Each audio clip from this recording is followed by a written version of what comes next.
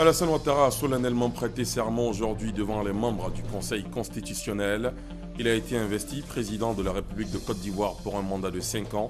C'était au cours d'une audience solennelle au palais présidentiel. Outre les deux chefs d'État africains à cette cérémonie de prestation de serment, était également présente une délégation américaine conduite par un conseiller au département d'État américain. Thomas Shannon a animé une conférence de presse à l'issue de l'événement, vous l'entendrez dans ce journal. En culture, des échos de l'Abissa, grand rendez-vous culturel du peuple à Nzima Kotoko. La journée d'hier a été dédiée aux jeunes. Une conférence sur l'importance de la famille chez la Nzima a été prononcée. La journée de ce mardi a quant à elle été consacrée aux femmes. Et puis à l'étranger, Oscar Pistorius pourrait bien retourner en prison. Le parquet sud-africain a tenté aujourd'hui de convaincre à la cour d'appel que la mort de Riva Steenkamp, la petite amie d'Oscar Pistorius, était un meurtre et non un homicide involontaire. Voilà pour le sommaire. Bonsoir à tous. Bienvenue dans la grande édition. Et c'est parti pour le deuxième quinquennat d'Alassane Ouattara à la tête de la Côte d'Ivoire. Le président élu a prêté serment ce mardi au cours d'une audience solennelle au palais présidentiel. La main droite levée devant les membres du Conseil constitutionnel. Le film à témoignage de la rencontre avec Viviane Haïm. En conformité avec la disposition de l'article 39 de la Constitution ivoirienne, qui fait obligation aux vainqueurs de l'élection présidentielle de prêter serment devant le Conseil constitutionnel, gardien de la Constitution ivoirienne, dans les 48 heures qui suivent la proclamation officielle des résultats de l'élection. Ce mardi 3 novembre, lendemain de la proclamation officielle des résultats, le président de la République, Alassane Ouattara, président sortant et vainqueur de l'élection présidentielle de 2015 par un score sans appel de 83,66% des suffrages, a prêté serment devant le Conseil constitutionnel et devant un parterre de nombreux invités. La cérémonie s'est déroulée sous un imposant chapiteau dressé sur l'esplanade du palais présidentiel. Devant le peuple souverain de Côte d'Ivoire, je jure solennellement et sur l'honneur de respecter et de défendre fidèlement la Constitution, de protéger les droits et libertés des citoyens, de remplir consciencieusement les devoirs de ma charge dans l'intérêt supérieur de la nation. Que le peuple me retire sa confiance et que je subisse la rigueur des lois si je trahis mon serment. Preuve que la communauté africaine et internationale avalise les résultats de cette élection présidentielle ivoirienne, le président en exercice de la CEDEAO, Macky Sall, et le président en exercice de l'UEMOA, Boni Yayi, avaient fait le déplacement pour être aux côtés du chef de l'État ivoirien. L'on enregistrait aussi la présence du conseiller du département d'État américain venu représenter le président Barack Obama. Prenaient aussi part à cette cérémonie les représentants des organisations internationales et sous-régionales accréditées en Côte d'Ivoire. Aux côtés du président de la République, Alassane Ouattara, son épouse Dominique Ouattara, les enfants du couple présidentiel, son aîné et frère Henri Konan Bédié et son épouse, ainsi que veuve Thérèse Houphouët-Boigny, la toute première dame de Côte d'Ivoire, venue spécialement de Suisse pour participer au vote et témoigner son soutien au président Alassane Ouattara. Les candidats à l'élection du président de la République, les présidents d'institutions, les membres du gouvernement, les officiers supérieurs, les rois et chefs traditionnels, une foule d'invités prenaient part à cette cérémonie. Après sa prestation de serment, le président de la République, dont les attributs de grand maître de l'ordre national avaient pris fin en même temps que s'achevait son premier mandat, a été à nouveau réinstallé dans cette charge par la grande chancelière de l'ordre national qui lui a remis le collier de grand maître de l'ordre. Monsieur Alassane Ouattara, président de la République, au nom du peuple de Côte d'Ivoire, qui vient de vous renouveler sa confiance, nous vous reconduisons comme chef souverain et grand maître des ordres.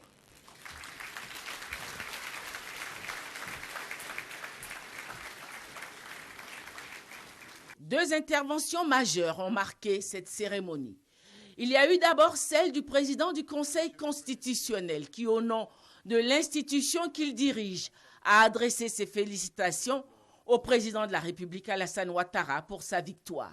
La deuxième intervention a été celle du président sortant nouvellement réélu, Alassane Ouattara. Il n'a pas caché sa joie. En ce jour solennel du mardi 3 novembre 2015, date de ma prestation de serment pour mon deuxième mandat en tant que président de la République de Côte d'Ivoire, je suis particulièrement heureux et cela se lit sur mon visage. Je suis heureux. Je suis heureux car notre pays a remporté une grande victoire. Oui, une grande victoire dont le mérite revient à chaque Ivoirien, à chacune et à chacun de vous. S'il a dressé un bilan de son premier mandat, pour ce second mandat qui démarre, il a d'ores et déjà annoncé deux importants chantiers prioritairement. Je vais, dans les prochaines semaines, prendre deux grandes initiatives. Tout d'abord, nous devons renforcer notre processus de réconciliation nationale. Ensuite, le deuxième grand point, nous devons nous munir d'une nouvelle constitution qui doit garantir l'égalité de tous, la cohésion nationale et la stabilité de nos institutions. À la fin de son allocution, le président de la République a serré de nombreuses mains avant de se rendre sur l'esplanade du palais présidentiel pour recevoir les honneurs militaires qui lui ont été rendus par la musique et 4 sections de la garde républicaine, ainsi que le drapeau et sa garde.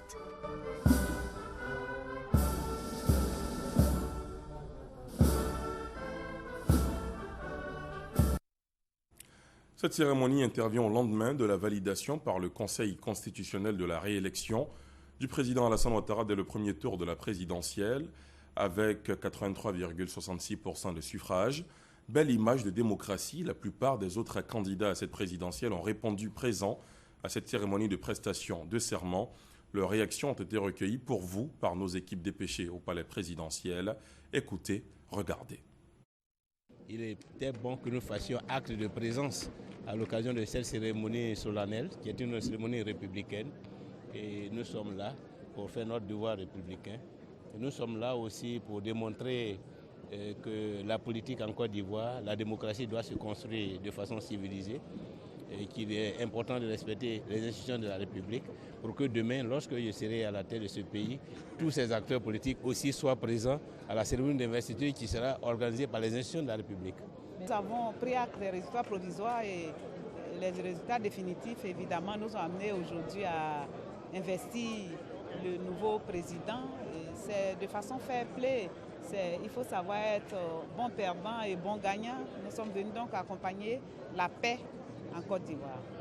On attendait ça pour que la Côte d'Ivoire puisse être sur les rails. Et le président de la République a donné de grandes dimensions du développement. C'est le plus important. Et il faut gagner en temps parce que les Ivoiriens attendent ce projet pour que le développement puisse être plus accompli. C'est une très grande fierté pour moi. Nous sommes dans la logique de notre attitude politique. Il y a eu une élection, il y a eu un vainqueur, nous l'avons félicité et c'est tout à fait logique et républicain de répondre à son invitation pour sa prestation de serment. Eh bien, cela s'est très bien passé et je peux exprimer toute ma satisfaction étant donné que le président de la République a dit qu'il renforcerait le processus de réconciliation et vous savez que c'est cette réconciliation qui explique ma présence sur le terrain politique. Moi, je crois que le président de la République, dans sa déclaration, il a dit des mots très très forts. Il a dit qu'il prendra des mesures très très fortes envers la réconciliation. D'entrée de jeu, il faut qu'on lui fasse confiance, qu'on attende les premières mesures qu'il va prendre. Et je demande à tous les Ivoiriens vraiment de l'appuyer dans son action. Vous l'aurez remarqué, cette prestation de serment s'est déroulée en présence des présidents sénégalais Macky Sall, président en exercice de la Communauté économique des États d'Afrique de l'Ouest, CEDEAO, et le béninois Thomas Boni-Yayi, président en exercice de l'Union économique et monétaire ouest-africaine UEMOA, ainsi que du corps diplomatique accrédité en Côte d'Ivoire. Focus sur cette solidarité régionale dans ce sujet d'Abiba Dambélé Sawé. Une cérémonie solennelle qui aura tenu toutes ses promesses. Des présidents d'institutions, des ambassadeurs, des membres du gouvernement et les représentants de toutes les couches socio-économiques ont répondu présents pour accompagner le président de la République pour son second mandat qui démarre ce mardi 3 novembre 2015. Parmi ces personnalités de chefs d'État représentant leurs pairs de la Communauté économique des États de l'Afrique de l'Ouest et de l'Union économique et monétaire ouest-africaine. Il s'agit du président sénégalais Macky Sall et du président béninois Yayi Boni. Ils ont tous les deux félicité le président Alassane Ouattara pour sa brillante victoire. La Côte d'Ivoire est back. La Côte d'Ivoire émergente, n'est-ce pas, est en route.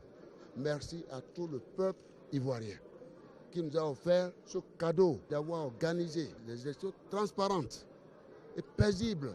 C'est une belle leçon à l'humanité. Nous sommes tous heureux. Donc, tout au nom de mes chers collègues de la sous-région, nous voudrions dire merci au peuple ivoirien. Merci également à notre cher président. Je voudrais saluer l'engagement qu'il a pris, la question de la réconciliation. Monsieur le Président, nous serons à vos côtés. Nous lisons votre détermination politique. Moi, je le connais. Depuis des années, gouverneur de la Banque centrale, initiateur des réformes, je suis convaincu que ces réformes qu'il a engagées en Côte d'Ivoire vont se poursuivre. Et enfin, le problème de notre constitution, moi je pense, une constitution, elle est faite pour créer les conditions de paix, de stabilité, de sécurité et de prospérité. Je voudrais remercier et féliciter très chaleureusement le président Alassane Ouattara pour avoir offert à la CEDEAO, à l'Afrique de l'Ouest, à la Côte d'Ivoire, des élections apaisées grâce au génie du peuple ivoirien, à la maturité de la classe politique. Et je pense que ce qui s'est passé en Côte d'Ivoire lors de ces élections est une récompense pour la démocratie africaine. Nous avons vu une élection extrêmement paisible, transparente, qui n'a pas été contestée et qui a renouvelé le mandat du président dès le premier tour avec un score plus qu'exceptionnel. La bonne santé économique et sociale de la Côte d'Ivoire a un impact direct sur la croissance dans la sous-région. Donc c'est avec bonheur que nous avons partagé ce moment avec le président Ouattara.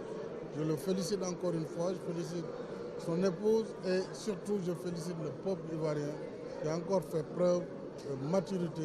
Et je crois que c'est l'Afrique en marche, de l'Afrique en croissance et nous sommes très fiers, Monsieur le Président. C'est toute l'Afrique de l'Ouest qui est représentée, aussi bien francophone qu'anglophone. Et c'est un grand moment pour la Côte d'Ivoire, pour le peuple ivoirien. Et moi, je ne peux que exprimer ma fierté et dire à mes frères que nous sommes très honorés de votre présence, de votre soutien et que la Côte d'Ivoire croit à l'intégration. Et nous ferons de notre mieux pour renforcer davantage l'intégration pendant ce deuxième mandat. Le président américain Barack Obama a dépêché 2 personnalités, parmi elles son conseiller au département d'État, M. Thomas Shannon. Pour sa part, la représentante spéciale du secrétaire général des Nations Unies avait pris le pari d'une élection apaisée en Côte d'Ivoire. Pari réussi. Et je voudrais saisir l'occasion pour féliciter le peuple ivoirien et le gouvernement de Côte d'Ivoire pour la bonne tenue de l'élection présidentielle. Et féliciter aussi la commission électorale indépendante pour la bonne organisation de cette élection. Cette élection présidentielle consacre le retour de la paix et de la stabilité en Côte d'Ivoire. Et je voudrais ici dire officiellement la disposition de l'Organisation des Nations Unies à coopérer encore plus avec la Côte d'Ivoire dans le renforcement de la paix et de la stabilité. Des leaders de l'opposition ont également manifesté leur esprit républicain. Si on ne règle pas le problème du chômage, si on ne réconcilie pas les Ivoiriens, si on n'est pas en situation de participer au concert mondial, alors on a échoué. Et c'est sur ça qu'on attend le président Ouattara. Pour ma part, je ne peux que le féliciter pour sa prestation de serment. Et je lui dis, nous sommes là, nous opposants, pour vous apporter la contradiction, vous éclairer, vous critiquer. Il faut nous écouter. Il a été élu par tous les Ivoiriens dans toutes les circonscriptions de Côte d'Ivoire. Et cela démontre l'adhésion de la très large majorité des Ivoiriens à son élection. Ce qui, par conséquent, vous a permis de voir ici que toute la Côte d'Ivoire était représentée et nous en sommes heureux et fiers. Les Ivoiriens de toutes les sensibilités politiques ont démontré, au travers de ces élections apaisées, leur maturité à la face du monde. Un exemple qui fera date. Les avis sont diversifiés. Cette prestation de serment marque le début d'une nouvelle ère pour la Côte d'Ivoire, quand d'autres avancent que le pays amorce ainsi sa renaissance définitive. D'autres réactions, cette fois de cadres, de membres du gouvernement et présidents d'institutions, au micro de nos reporters Awa Touré, Viviane Aïmen et Abiba Dambélé Sawé. Cette élection est la première qui s'est déroulée dans la tranquillité, dans la sérénité, qui a été une élection ouverte, transparente et démocratique. Donc c'est un modèle et un exemple que nous voulons donner au reste du continent, désormais, que les élections ne doivent pas être source d'angoisse, source d'inquiétude, mais bien au contraire, que les élections soient l'occasion de fêtes, de réconciliation, de retrouvailles et de paix. Cette fois-ci, chacun a pu le voir, ces élections se sont passées dans les meilleures conditions. Il n'y a pas eu de violence. Pour la première fois, les vaincus ont appelé le vainqueur pour le féliciter. Et nous, Ivoiriens, sommes fiers de cela. Nous sommes heureux également que la Côte d'Ivoire soit définitivement sortie de cette période de trouble. Les élections se sont déroulées dans le calme, la quiétude et la paix. Et aujourd'hui, notre président vient de prêter serment. Déjà, ce qu'il nous annonce comme programme, réconciliation, sécurité, développement économique et social, ne peut que nous réjouir et nous dire tout simplement que la Côte d'Ivoire est vraiment bien partie. Je crois que cette prestation de serment vient de concrétiser ce que la population a bien voulu exprimer lors du vote du 25 octobre 2015, à savoir le plébiscite du président Alassane Ouattara. Nous croyons en lui, nous croyons à la Côte d'Ivoire, que le bon Dieu lui donne la force nécessaire pour mener à bon port le navire ivoire. On va assister à un moment historique de notre pays, l'occasion de voir le président de la République prêter serment après des élections apaisées, une élection remportée de haut vol. C'est vraiment un moment de joie, un moment de fierté. La Côte d'Ivoire était dans l'abîme et sous le président Ouattara, la Côte d'Ivoire est un pays qui compte. Et à justice, tout le pays entier lui a renouvelé sa confiance. Vraiment, c'est un sentiment de joie, un sentiment de bonheur. Et quand on a écouté son discours, on sait que le meilleur reste à venir. Aujourd'hui, c'est un grand jour pour la Côte d'Ivoire. L'investiture du président de la République, nous avons accueilli ça avec joie.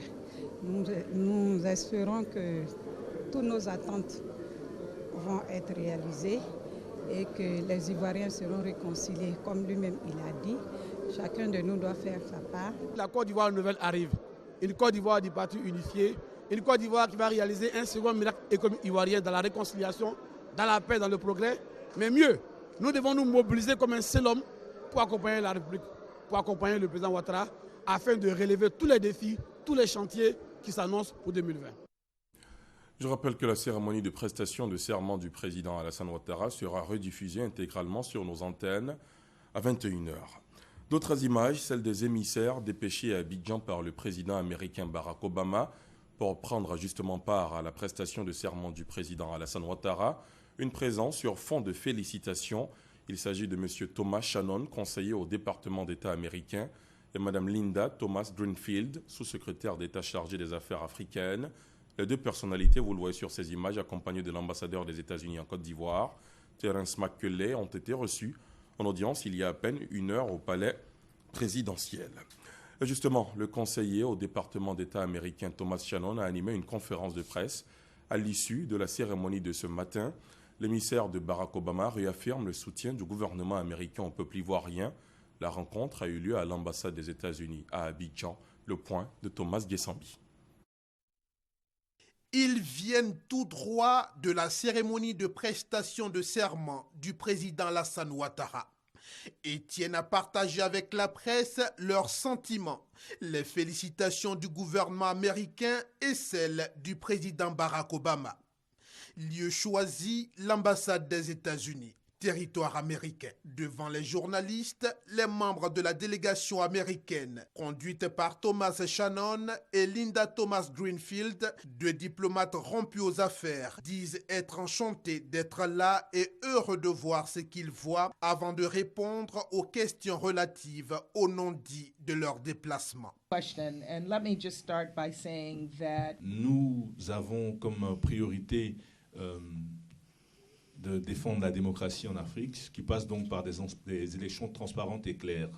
La Côte d'Ivoire est un de nos principaux partenaires sur le continent. Il y va de l'intérêt de tous, de la stabilité et la prospérité de ce pays. C'est pour cette raison que nous avons envoyé l'ambassadeur Williams pour la couverture des élections. Et aujourd'hui, l'ambassadeur Shannon et moi-même sommes ici pour féliciter le président pour sa réélection et le peuple de Côte d'Ivoire. Les questions des droits de l'homme, de la liberté de la presse, de la réconciliation nationale évoquées au cours de cet échange trouvent des réponses.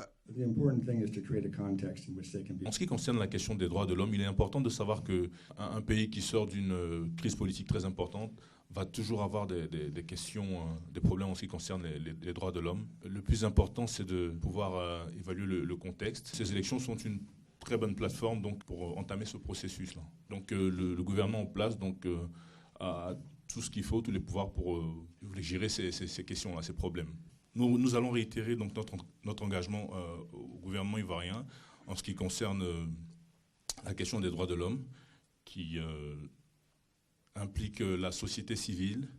Donc nous continuerons de travailler avec le gouvernement et la branche judiciaire en ce qui concerne les droits de l'homme. Les émissaires du gouvernement américain saisissent aussi l'opportunité pour lever un coin de voile sur ce qui sera la priorité pour leur pays dans son soutien à apporter à la Côte d'Ivoire dans les 5 prochaines années. Encore une fois, priorité numéro 1, mettre l'accent sur l'investissement afin que la priorité, la prospérité économique soit partagée et donc élargie à tous. Donc le second point, c'est donc se baser sur la réussite de ces élections-là et les gains, je veux dire les gains au niveau démocratique qui ont été observés pour pouvoir aller dans le sens de la bonne gouvernance et continuer donc la bonne démocratie, la démocratie. Et il y a aussi au niveau du troisième point, la sécurité, pour s'assurer que la Côte d'Ivoire n'est pas seulement démocratique, mais qu'elle est aussi un endroit sécurisé, sécuritaire. Venu au pas de course, c'est également au pas de course que la délégation américaine prend congé de la presse. Dans l'actualité parlementaire, le calendrier des travaux de la deuxième session ordinaire 2015 a été adopté ce mardi. Réunis en séance publique, les députés ont souscrit à l'unanimité à ce programme qui s'achèvera en décembre prochain. Plusieurs projets de loi seront examinés au cours de cette session ordinaire. D'autres précisions avec Michel Digré. C'est à l'unanimité que les 206 députés présents sur les 251 siégeants ont adopté le calendrier des travaux parlementaires de la deuxième session ordinaire 2015. Ils auront à plancher sur 24 projets de loi transmis au Parlement par le président de la République. 17 ont été programmés pour cette deuxième session ordinaire. Ce sont 11 projets de loi autorisant le président de la République à ratifier des traités, des chartes, des conventions ou des protocoles additionnels à des conventions. 4 projets de loi portant ratification d'ordonnances. Un projet de loi des finances portant budget de l'année 2016 et un projet de loi de règlement du budget de l'année 2014 qui est en attente d'être reçu. Il faut également noter sur l'agenda de cette deuxième session ordinaire une séance d'information sur la migration vers la télévision numérique terrestre. Par ailleurs, un séminaire est prévu à l'intention des membres de la Commission des affaires économiques et financières. Séminaire relatif à l'analyse du rapport de la Cour des comptes et à la mise en place du budget programme.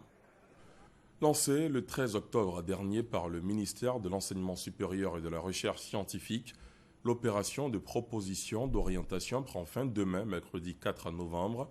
Plus de 81 000 nouveaux bacheliers sollicitent via cette opération une filière, soit dans le privé ou le public. L'éclairage de Franck Quadio.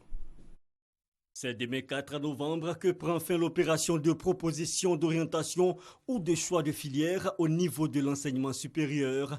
Lancée depuis le 13 octobre dernier, cette opération va permettre aux nouveaux bacheliers de cette année universitaire de choisir aisément leur prochaine destination. Et cela consiste à prendre le fichier remis et validé par la DECO des bacheliers, à appliquer les critères d'admission dans les différents parcours ou différentes filières des universités et grandes écoles privées. Ils sont au total 81 594 nouveaux bacheliers concernés. 57 707 sont allés sur la plateforme. Donc il y a 23 887 pour des raisons diverses ne sont pas encore allés sur la plateforme. 26 521 ont eu des propositions pour les universités publiques. Sur ces 26 000, 22 356 ont déjà fait leur choix.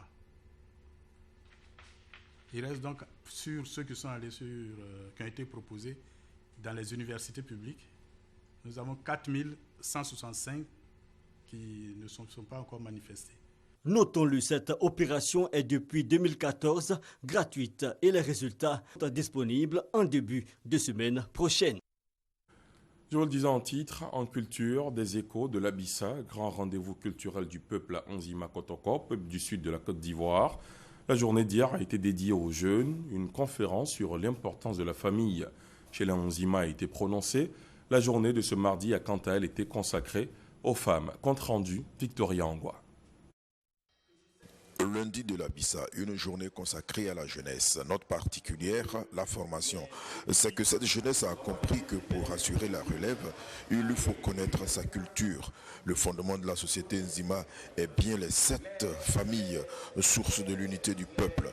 Échange entre apprenants et le président de la commission tradition de l'association Abissa.